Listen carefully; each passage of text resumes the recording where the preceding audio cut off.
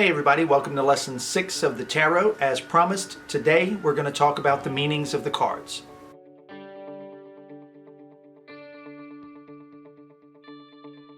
And as promised in the last video, I'm going to give you the meanings of the cards. And I know this video is a bit late coming to you guys, but I was trying really hard to do this in one video.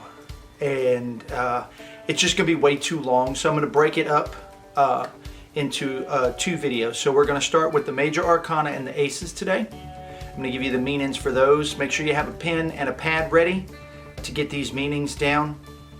If you remember from lesson 1, we divided the tarot deck into different portions. And when we talked about the major arcana, we had it broken up. We had it broken up into the 3 essentials, the 7 planets, and the 12 signs of the zodiac, which gives us 22. Okay, so before we get into the meanings of the cards, I want to cover a few things first. Something that I'm running across with a lot of people asking questions about, do I have to memorize the meanings of the cards for me to be a good reader? And the majority of the responses that I've been seeing are people basically saying, no, you don't have to memorize the cards. Just look at the picture of the card and let it speak to you and let it tell you what it means. Okay, so we're not doing any of that crap. All right, that's a backwards way of doing things. And no offense to anybody out there who feels that that is accurate, but it's not accurate. Okay, if you are trying to get the meaning of the cards by looking at it, that's not going to do you any good. You'll get an idea, you'll get a basic idea for what the card means, but you're working it backwards. If you're trying to get the card to speak to you, you're working it backwards, okay? The thing that you have to understand is that the intuition that is developed through using tarot it comes from outside of yourself. It's not something internal. And this is something that I've been noticing a lot, okay, with people online talking. I have a tendency to disagree with a lot of the mainstream ideas of spirituality, that it's whatever you want it to be, and that's really just not how things work. That's not how the universe works. So let's break down the tarot and explain how the meanings work, okay? So here's what I want you to do. I want you to take your tarot deck, okay? Get a pen or a pencil. Use the eraser if they have a wax coating on the cards. Take the eraser and erase at the top of the card a little piece of the wax coating off of it. And just write the basic meaning of the card on that card. Just write it on there. This is your learning deck. So write it on there. If you use reverse meanings, then write the reverse meanings. Now I'm not giving any reverse meanings because, like I told you in the previous videos, I don't use reverse meanings at all. But if you want to use reverse meanings, then go ahead by all means on flip the card upside down, write the reverse meaning on that side of the card. Okay, so that way when you're doing it, you can focus your attention on the reading. You can lay out the cards by focusing on it, and then when you start to interpret it, you don't have to stop looking at the cards and flip to the book or flip to your notes to see, oh, what does the Ace of Wands mean? Let me flip through my book here and see what the Ace of Wands means. You don't have to do that. It'll be right there on the card, and that'll help you remember it because you'll associate the word with the picture. Now, the reason that I say to do that and not to do the other way around where you look at the picture and let it tell you the meaning is because the tarot is not a divinatory tool in and of itself, okay? You have to develop that ability through the deck. So the deck has to attune to you and you have to attune to the deck. Okay? So to do that, to attune, you learn the meaning of the cards. You look at the card, you think about what the traditional meaning of that card is. Not the advice that comes with it, not the positive affirmations that are floating around out there for all these tarot meanings. The meanings that I'm going to give you are the traditional meanings of the tarot. Put those down on that card so that you know what it means, okay? And as you read the cards, you look at the picture, you associate the words with that picture, and you will learn it very quickly. You learn it through practice, not through memorization, okay? And as you do that, things will develop faster. Now, the reason that you do it that way, like I was saying, and not the other way around, is because you don't impart meaning to the tarot. The tarot imparts meaning to you. Okay? So you have to take those meanings and assimilate them in your mind. Okay? And once they're assimilated into the mind, then they become melded in there. You associate the meanings with that card. Okay? Because if you project the meanings to the card, people have a tendency to project a lot nicer things than what you actually see. You see a person, the Ten of Swords is a person laying on their back on their stomach on a beach with 10 swords stabbed all the way up their spine. Okay, what are you gonna associate that with death? That's not a death card. Okay, it can represent sickness, it can represent illness, it can represent other things, but that's not what it means. So you have to know what that card means. And then once you assimilate that, your mind and your soul will start to blend. Okay, there will be an assimilation. And once that assimilation takes place, then your readings will become more accurate. Do not lose faith in the fact that in the beginning your readings may or may not be very accurate. You may or may not struggle. Some people have a natural ability to pick things up and they can flow smoothly with it. Some people takes a little bit more time. I can tell you now, if you're going to overanalyze it, you're going to probably struggle. You have to let it has to be a symbiance. It has to be a movement between you and the cards, an energy that flows between the meanings and what they mean in your mind and what your soul is telling you the interpretation of that is. Okay?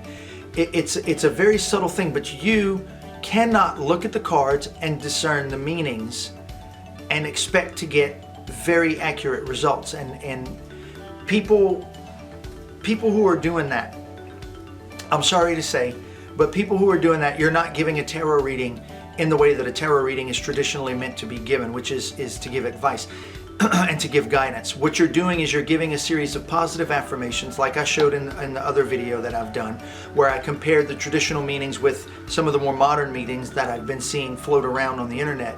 And it just sounds like everything's beautiful and everything's hunky-dory. Yeah, you're struggling, but you'll be fine. That's not always the case. Things aren't always going to be fine. And by telling people that things are going to be fine, okay, you're feeding into that. You have to let that go. You have to learn the meaning of the cards.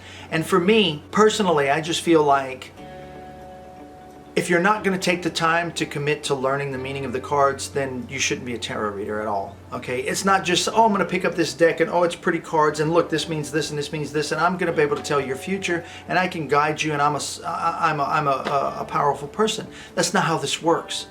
Okay? It requires study and it requires structure.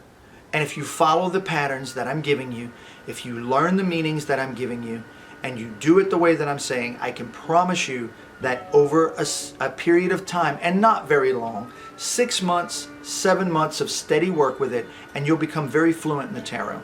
You'll be able to read for yourself and for others, okay, with accuracy and with confidence. All right? So with that said, let's go into the meanings of the cards. Okay, the 4 aces.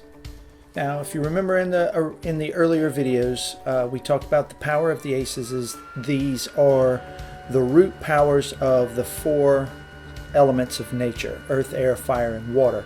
And as the root powers, the aces are unchangeable. They are the only cards in a tarot reading that are completely rooted into the reading and cannot be changed. They can be worked around, but they cannot be avoided. Nothing can change it.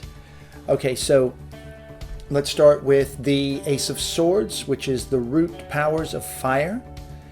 It represents victory, freedom, action, power, and force. If it is ill-placed, which means if it's next to a card that modifies it in some fashion that makes it more negative, then it can also represent weakness of will or a Pyrrhic victory, which a Pyrrhic victory is you've won, but the victory has cost you so much that it's basically like losing.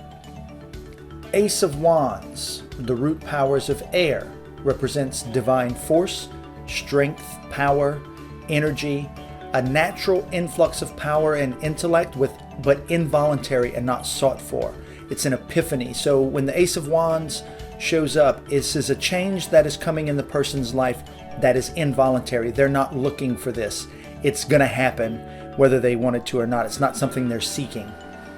The Ace of Pentacles is the root powers of earth, represents spiritual blessings in the material world, prosperity, fertility, growth. If ill-placed, it can be a misuse of money and wealth. Also, it can represent spiritual poverty, depending on where it's at in the reading or what location it's in or what cards are around it. And we'll get into that as we get into more readings. And then finally, the Ace of Cups, which is the root powers of water. And that symbolizes fertility, productiveness, beauty, pleasure, and happiness. If it's ill-placed, it represents loss of everything that is above. So it's a loss of fertility, loss of productiveness, loss of beauty, loss of pleasure, loss of happiness. And I know I didn't put anything about ill-placed with the Ace of Wands, because the Ace of Wands is always going to be a card that is influenced by the cards around it or its location in the reading. So it is an involuntary change, so that change is always going to be determined by what's around it. So it's always determinate by its placement. So I didn't put an ill-placed one there because it can mean a lot of different things depending on what the change is done. So there's no specific meaning for it if it's ill-placed. It depends entirely upon the other cards. The three essentials, which are representative of the three essentials of alchemy, which are salt, sulfur, and mercury. We have the Fool, the Hanged Man, and the Judgment card from the Major Arcana. So the Fool card is known by the title of the Spirit of the Cosmos, and it represents folly, stupidity, eccentricity, and mania. So whenever the Fool card shows up, you know that somebody's not behaving properly. The Hanged Man is known as the Spirit of the Mighty Waters, and it is enforced sacrifice.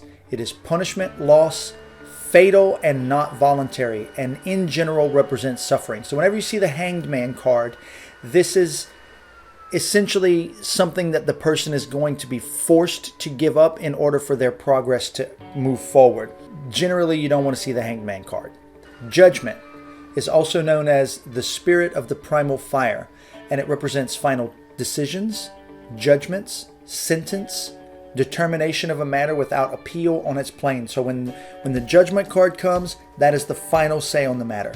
Nothing is there's no appealing it, there's no going back on it. Okay, it's not rooted like an ace is, because it's not a root power. But if a person is asking about a certain situation and the outcome is positive or negative, and the Judgment card is anywhere in there, then it signifies that this is it. This is what you're going to get. Okay, the 7 planetaries, part 1. These are the first 4 of the 7, and we have the Magician, the Empress, the Moon, and the Wheel of Fortune. Now, I do suggest I'm not going to continue to give the same information. So go back to the original videos and get what planets these are associated with, because that will be important later on. But for right now, we're just going to go through with the meaning. So let's start with the Magician. The Magician's title is the Magus of Power, and represents skill, wisdom, adaptation, and sometimes occult wisdom. Just depends on where it's at and what you're asking about. The Empress card is the daughter of the mighty ones. She is beauty, happiness, pleasure, success, also luxury, and sometimes dissipation if it's ill-placed. Now, when you're writing the meanings of these cards on your cards, you just have to worry about the part that says beauty, happiness, pleasure, success. You don't have to worry about the ill placement as of right now, because we're going to get into that later. The Moon card is the ruler of flux and reflux, dissatisfaction, voluntary change, error, lying, falsity, deception, and illusion. Whenever the Moon card shows up, things are not as they seem.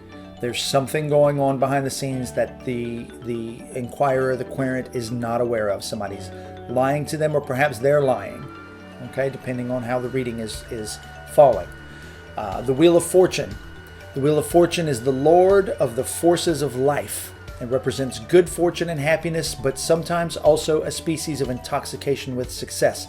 So when you see the Wheel of Fortune card, you want to look at the cards around it. If everything around it is really positive and good and showing things like success, there's a danger that that client can become intoxicated with success and evolve into some sort of arrogance that can be their downfall in the long run. So you want to warn them about that. Okay, continuing with the 7 planetaries, we have the Tower card.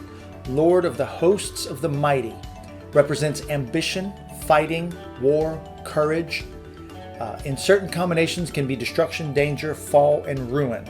Okay, so if it's surrounded by negative cards, then it's not a good thing. But if the person is involved in something that requires them to be aggressive, then the Tower card is a good card for them to have. It represents war, courage. Now, the thing with the Tower card that you have to understand is that it can also represent rapid changes, quick changes coming into play. The Tower is struck, but it's not destroyed. So the Tower, when it shows up in a reading, a lot of times can signify that there's changes that are happening in the person's life that are necessary to clear out some of the baggage that they've been carrying around. So keep that in mind as well. You don't have to write that down, but keep that in the back of your mind. The Sun card. The Sun card is the Lord of the fire of the world and represents glory, gain, riches, sometimes arrogance, display and vanity if ill-placed. And then finally, the World card, the Great One of the Night of Time. And this represents the question or the matter that the person is asking about itself, the actual question, the matter itself. So if the person is asking about their marriage, then the World card represents the actual marriage. It is synthesis. It is the world, the kingdom. Usually denotes the actual subject of the question, and by that depends entirely on the surrounding cards. So this is a card that's heavily influenced by the cards around it. Its meaning is very fluid, so it's going to be determined. So when you see people giving interpretations of the tarot and they say, oh, the World card means this and it always means this, that's not true. The World card is highly dependent on the cards that are around it to determine its actual meaning. All right, and finally we get to the 12 zodiacs. The first one is the Emperor, chief among the mighty, represents war, conquest, victory, strife, and ambition. Very similar in its energies to the Tower card, except this is more of a voluntary war, conquest, and victory. This is an ambition that is going, whereas the Tower card is a person who's brave because the situation is forcing them to be brave. This is a person, when the Emperor shows up, that is ambitious enough to go out there and take what they want in life. The Lover's card is the children of the voice divine. Inspiration, motive, power, action arising from inspiration and impulse. Yes, it can represent love life. Yes, it can represent those things when the cards are around it, but its primary thing is inspiration and action arising from that inspiration, impulsiveness, emotion. The Hierophant, the Magus of the eternal gods, represents divine wisdom, manifestation, explanation, teaching, and occult wisdom. Also very similar to the Magus card, the Magician card, but again, more structured than the Magician card. The Magician card is a person with a natural ability, whereas the Hierophant is somebody who's more seasoned, a little more conditioned, and more disciplined. The Chariot, Lord of the triumph of light, represents victory, triumph, health, success.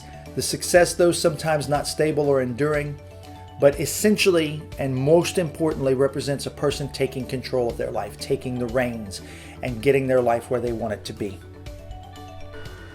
All right, Zodiac cards continued. We have Strength, which is the daughter of the flaming sword, Courage, Strength, and Fortitude. Very simple meanings for the Strength card. There's not room for interpretation on that one. It's very strict in its meaning, and it has more of an influence of the cards around it rather than the cards around it influencing it. Justice, daughter of the Lord of Truth. Eternal justice and balance can refer to legal proceedings, a court of law, a trial at law, etc. So when you see the Justice card, sometimes it represents actual physical manifestations of legal battles. So be aware of that. The Hermit card is the prophet of the gods. Wisdom sought for and obtained from above, divine inspiration. The Hermit card is a person who is seeking wisdom. Death, Lord of the gates of death. Time, ages, transformation, involuntary change, can signify physical death, but only if supported by other cards. So people freak out when they see the death card. A lot of times it's the death of a certain thing. So if the death card shows in a relationship reading, the person wants to know about their marriage, they're unhappy, blah, blah, blah, blah, and the death card shows up, it doesn't mean them or their spouse is going to die necessarily. It means that it could be a death of that marriage, the ending of things, things coming to an end. And continuing on more, Temperance, daughter of the reconcilers, represents a combination of forces, realization, material action, which can be for either good or evil depending on the cards around it. Again, this is a card that is heavily influenced by the cards around it for its meaning. Its meaning is very fluid depending on that. The Star card, daughter of the firmament, hope, faith, unexpected help, sometimes also dreaminess and false hope. So when you see the Star card, the person's got their head in the clouds a lot of times, and they're not grounded in reality. So you have to really kind of give them a check. The Devil card, Lord of the gates of matter, materiality, material force, material temptation, sometimes signifies obsession, especially if associated with the Lover's card. So there are certain combinations of cards which have very specific meanings, and we're not going to get into the combinations just yet. And that may be something that I say for my Patreon page. But anyway, when you see the Devil card in close association or close proximity to the Lover's card, then it is a clear sign that the client is obsessed. Or if you're reading about their partner or another person, then obsession is definitely in the cards, as they say. And finally, the High Priestess, priestess of the Silver Star, represents change, alteration, increase and decrease, fluctuation for either good or evil, and that again is determined by surrounding cards. Another card that is heavily influenced by the cards around it. All right, so that's our 4 aces and our major arcana broken down into the 3 essentials, the 7 planets, and the 12 signs of the zodiac with their meanings. Write them all down. Write them on your cards.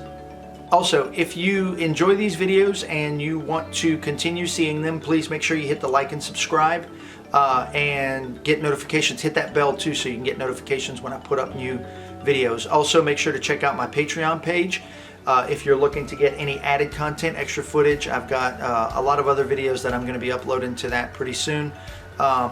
And that's it. You guys have a great day.